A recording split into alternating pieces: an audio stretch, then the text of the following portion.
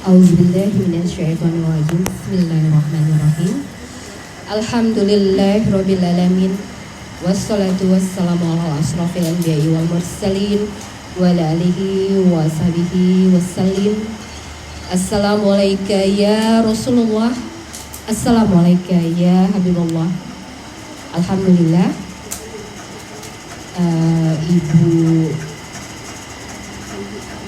Ibu Femi dan Bapak Demi sebagai kakek dan nenek, kemudian lagi Ibu Kamila dan Bapak Muhammad Akhirudin, serta Ananda tercinta Kanaya Alesya Kahira.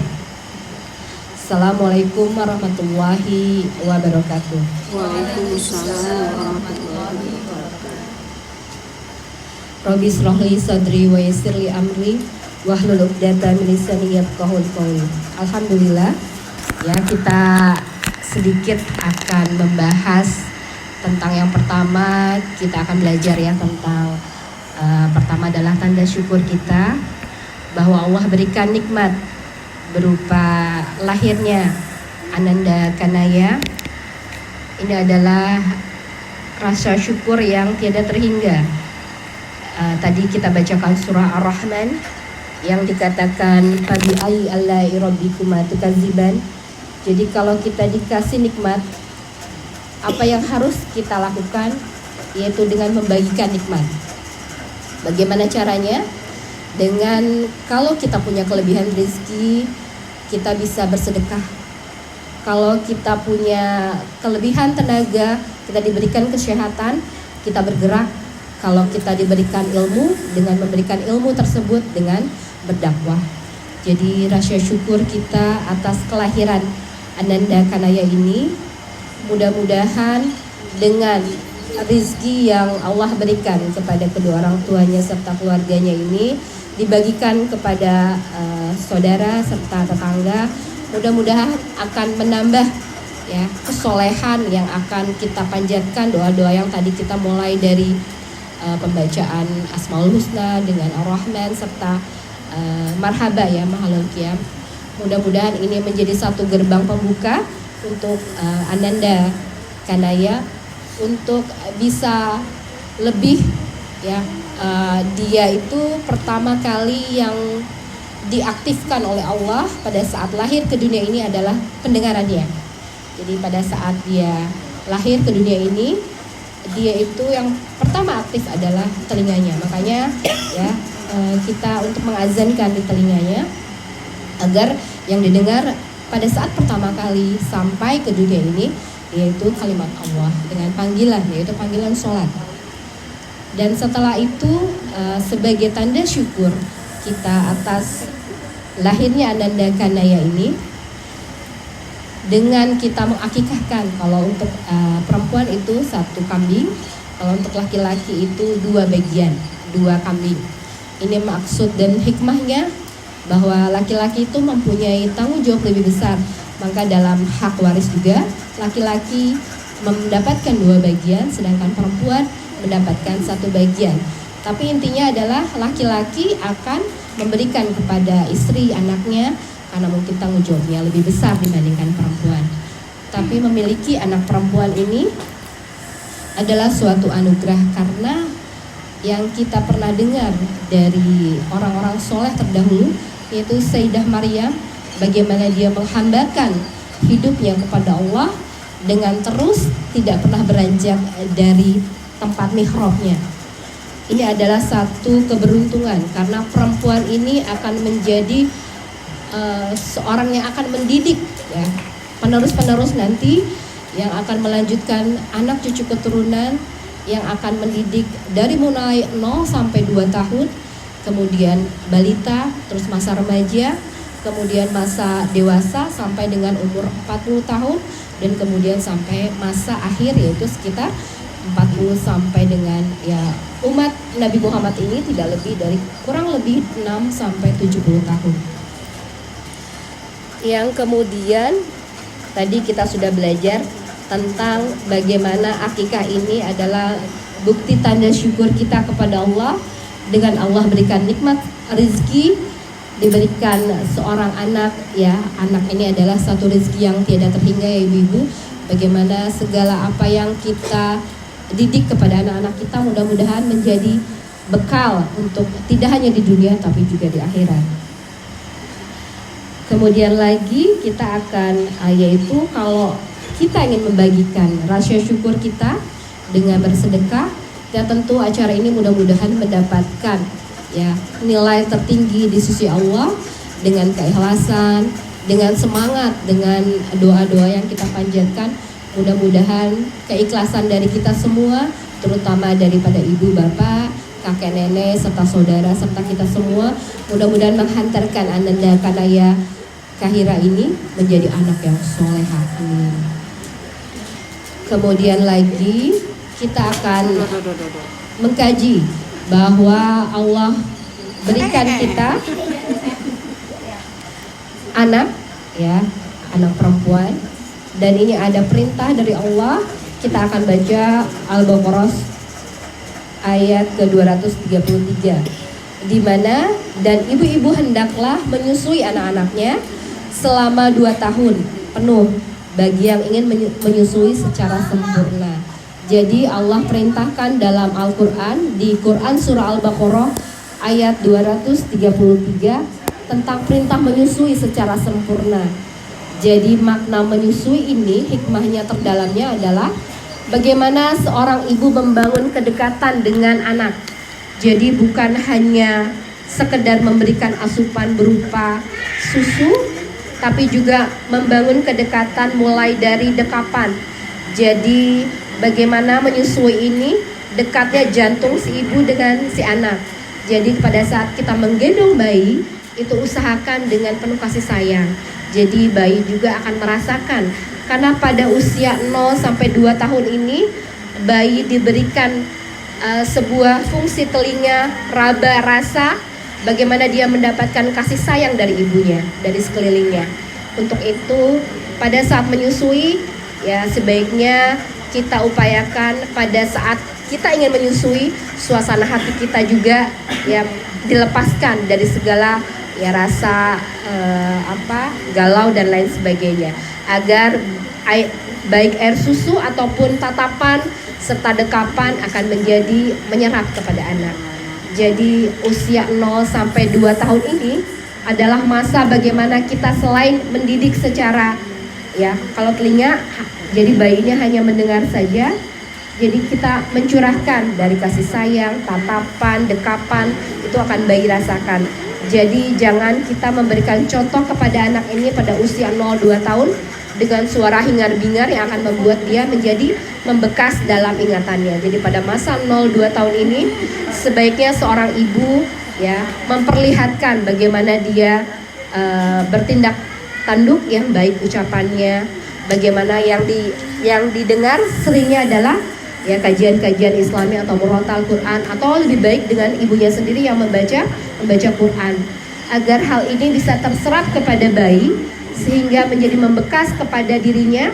Dan ini adalah sebuah pendidikan ruhani bagi anak agar 0 sampai 2 tahun ini dimaksimalkan. Jadi seorang ibu ini tugasnya bukan hanya sekedar memberikan ya sandang, pangan, papan, tapi juga harus memberikan kebutuhan ruhani, yaitu bagaimana kita mentransfer energi dari seorang ibu dengan amalan-amalan seorang ibu yang solihah, dengan membaca Quran, dengan mengerjakan sholat 5 waktu, dengan berkata-kata yang baik, dan mengisi rumah itu dengan tidak suatu hal yang akan ya membekas kepada telinga anak dan menjadikan satu ya akan menjadi trauma-trauma terhadap anak tersebut. Jadi pentingnya seorang orang tua ini adalah contoh terbaik, yaitu dengan perilaku. Jadi bukan dengan ucapan, bukan dengan ibaratnya, namun contoh yang terbaik adalah bagaimana kita memberikan contoh bahwa kita melaksanakan sholat, mengaji, dan itu akan pastinya akan didengar oleh anak pada usia 0 walaupun dia baru lahir. Telinga sudah diaktifkan, makanya pada saat dalam kandungan pun biasanya seorang ibu itu membersamanya dengan mengaji. Hal itu baik sekali untuk anak. Dan selanjutnya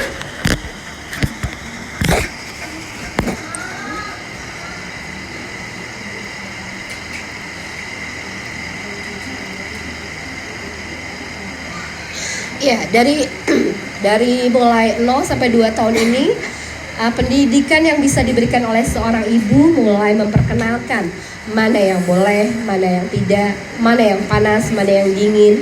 Memperkenalkan benda-benda di sekelilingnya itu sangat baik. Apalagi dia memperkenalkan Tuhannya kepada anak tersebut.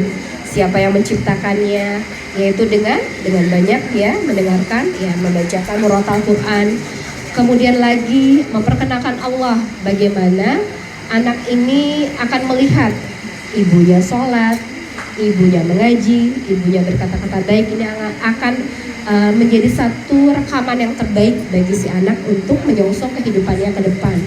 Mungkin nanti lebih lanjutnya lagi ada lagi pendidikan dari 2 tahun sampai dengan dia masa balita. Itu anak mulai mempergunakan geraknya. Jadi mempergunakan, dia sudah mulai bisa berbicara, dia sudah mulai bisa bergerak. Dari situ kita berikan lagi pendidikan-pendidikan bagaimana dia bisa, yang pertama adalah bagaimana dia mengenal Tuhannya. Ya, jadi siapa yang menciptakan bulan, bintang, kalau dia melihat binatang, kita harus memperkenalkan sedini mungkin. Karena dengan dia mencari nanti pada saat dia usia sudah bisa berpendidikan dasar, kemudian menengah, kemudian menengah atas sampai dengan kuliah, dia bisa mencari sendiri literasi bagaimana dia mencari Tuhannya.